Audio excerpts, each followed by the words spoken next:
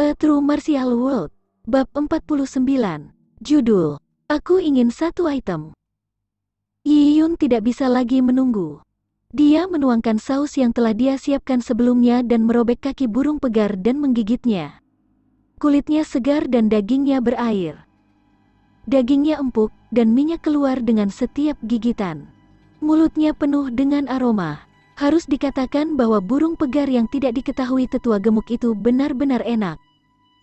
Tidak mengherankan bahwa bahkan setelah memanggangnya hingga kondisi yang menyedihkan, dia masih bisa menikmatinya. Selain itu, daging termasuk aliran energi murni. Saat memasuki perut Yi Yun, energi ini menyebar ke seluruh tubuh Yi Yun, memberinya rasa hangat yang sangat nyaman. Anggur orang tua itu juga sangat istimewa. Setelah dipanggang dengan garam, rasa alkoholnya belum menguap. Itu telah meresap ke dalam daging burung pegar, memberikan aroma yang memabukkan. Anggur mengandung energi yang lebih murni, menyegarkan seluruh tubuh Yi Yun sampai pori-porinya terbuka. Lin Xingtong menatap Yi Yun dengan penuh rasa ingin tahu. Hanya dari bau dan penampilannya, mudah ditebak bahwa rasanya enak. Anak ini paling tua 12 tahun dan dia memiliki keterampilan seperti itu? Kakak peri, apakah kamu mau? Kata-kata Yi Yun sangat manis. Dia tahu bahwa perawakan gadis itu luar biasa. Orang tua itu memperlakukannya seperti biji matanya, jadi meskipun Yi Yun tidak tahu namanya, tidak ada salahnya memanggilnya kakak peri. Lin Xingtong ragu-ragu tetapi melihat Yi Yun merobek paha yang belum tersentuh untuknya, dia tidak yakin apa yang harus dilakukan. Setelah ragu-ragu sejenak, dia menerimanya dan menggigit kecil. Rasanya memang enak. Sebagai perbandingan, ini akan membuat Black Charet Peasant tuannya tidak menggugah selera. Gadis itu mengeluarkan sapu tangan, menyeka mulutnya dan mengucapkan terima kasih dengan senyuman. Dia belum pernah mencoba cara memasak seperti itu dan rasanya sangat unik. Meskipun Lin Xingtong menjalani kehidupan yang keras dan tidak terobsesi dengan makanan, tetapi telah keluar di hutan belantara untuk pelatihan dan telah makan pahit Black Charet Peasant setiap hari, dia telah mencapai batasnya. Meskipun gadis itu menghargainya, dia tidak melebih-lebihkan pujiannya. Tapi tetua gemuk itu berbeda. Dia sangat rakus. Meskipun dia mencapai keadaan di mana dia bisa menghindari biji-bijian bertahun-tahun yang lalu, dia tidak pernah menyerah padanya. Dia memastikan untuk makan 4 kali sehari, sarapan, makan siang, makan sore, dan makan malam. Biasanya, dia akan diberikan makanan dan minuman di rumah. Rasanya enak dan cukup untuk memuaskan lidahnya. Tapi sekarang dengan dia keluar dengan muridnya, itu sulit baginya. Dia sudah muak makan abu barbeque terus-menerus. Keserakahannya telah membuatnya mengeluarkan air liur, tapi dia tidak bisa menurunkan statusnya untuk meminta dari Yi Yun. Karena Yi Yun tampaknya tidak berniat memberinya beberapa burung pegar, tetua gemuk itu tidak senang. Anak ini tidak tahu berterima kasih, apakah dia lupa siapa yang memberinya burung dan anggur? Aku tidak menyangka kamu bisa memasak. Aku telah mencicipi semua makanan lezat dunia, jadi aku jelas memiliki otoritas dalam hal rasa. Ayo nak, aku akan menilaimu dan melihat seberapa baik keterampilan kulinermu. Aku akan memberi kamu petunjuk jika ada ruang untuk perbaikan. Saat dia mengatakan itu, tangan gemuk berminyak bernoda jelaga membentang di depannya.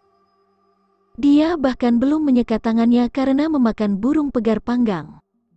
Yi Yun ingin menghindari dengan naluri, tetapi untuk beberapa alasan, meskipun kecepatan tangan gemuk itu tidak cepat, dia tidak dapat menghindarinya. Pada akhirnya, sebagian kecil burung pegar itu robek. 2 krim sayap burung hilang. Sial, Yi Yun mengutuk dalam hatinya. Tapi saat ini, penatua gemuk itu sudah menggigit.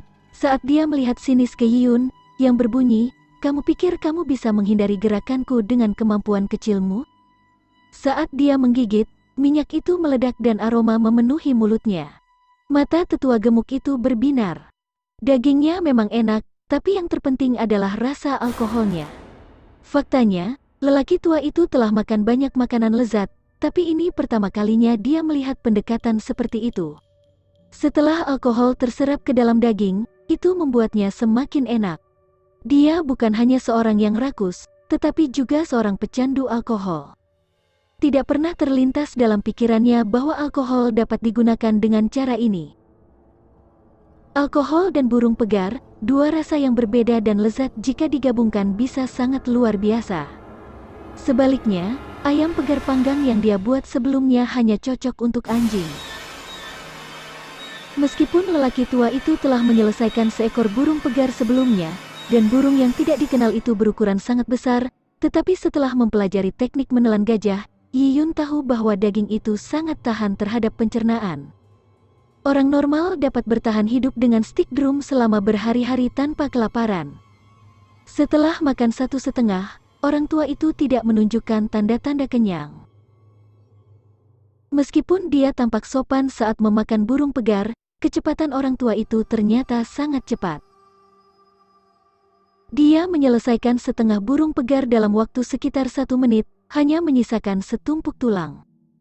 Tulang-tulangnya, bahkan tulang rusuk yang halus dimakan bersih, membuat anjing menjadi malu. Orang tua itu tidak peduli dengan tatapan terkejut Yiyun, dan dengan tenang menyeka minyak dari mulutnya sambil berkata, rasanya lumayan. Jika kamu berkembang lebih jauh, kamu akan mengejar burung pegar panggangku. Yiyun hampir tersedak mendengar klaim kurang ajar orang tua itu. Orang macam apa dia? Rasanya perawakannya luar biasa, tapi kenapa dia begitu memalukan?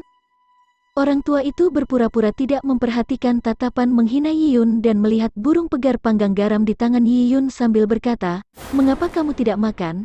Apakah kamu kenyang?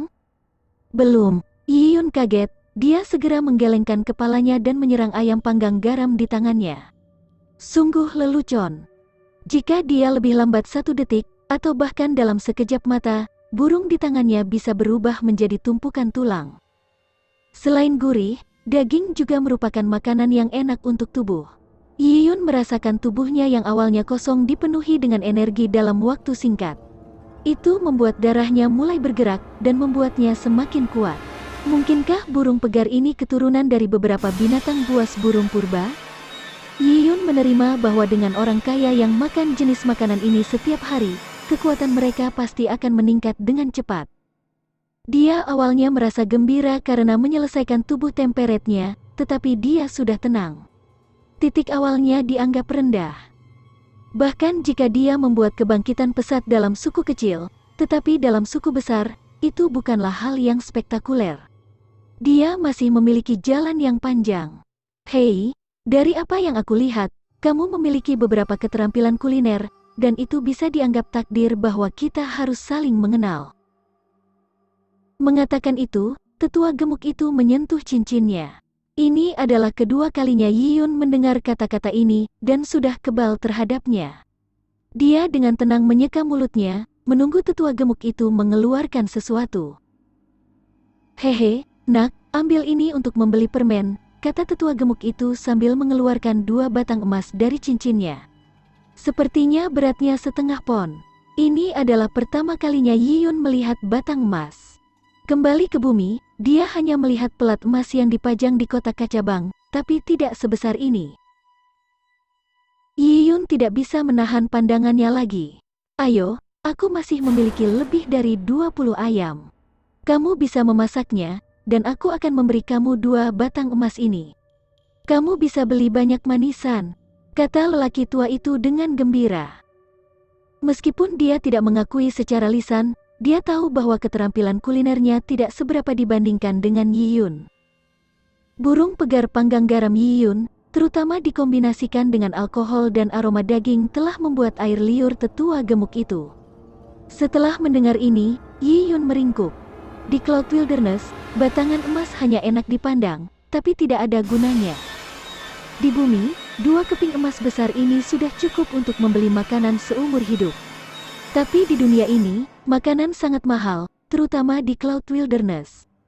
Bahkan dengan batangan emas, seseorang mungkin tidak dapat membeli apapun.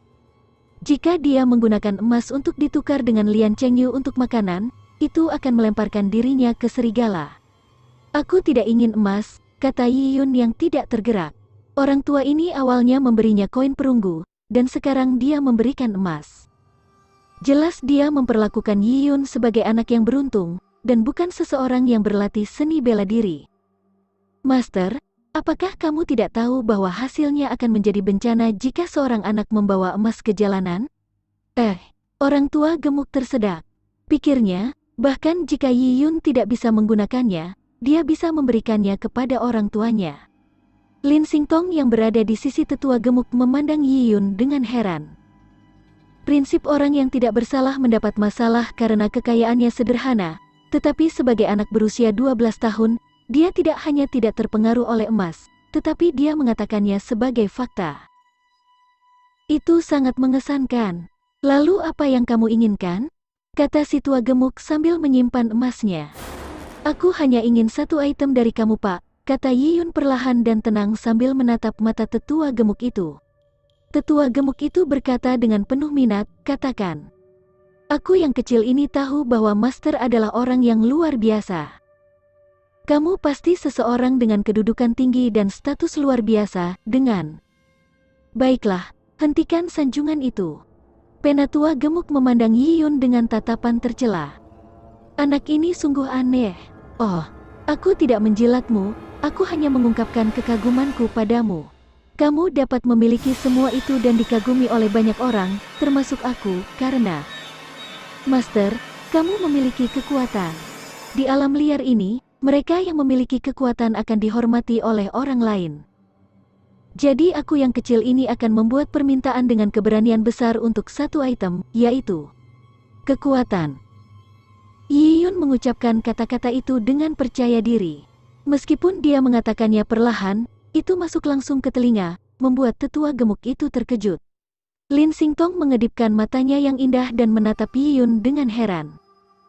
Apa yang dikatakan Yi Yun sangat sederhana, tetapi ketika tuannya menanyakan apa yang dia inginkan, dia mengatakan kata-kata itu untuk mengungkapkan keinginannya untuk menjadi kuat.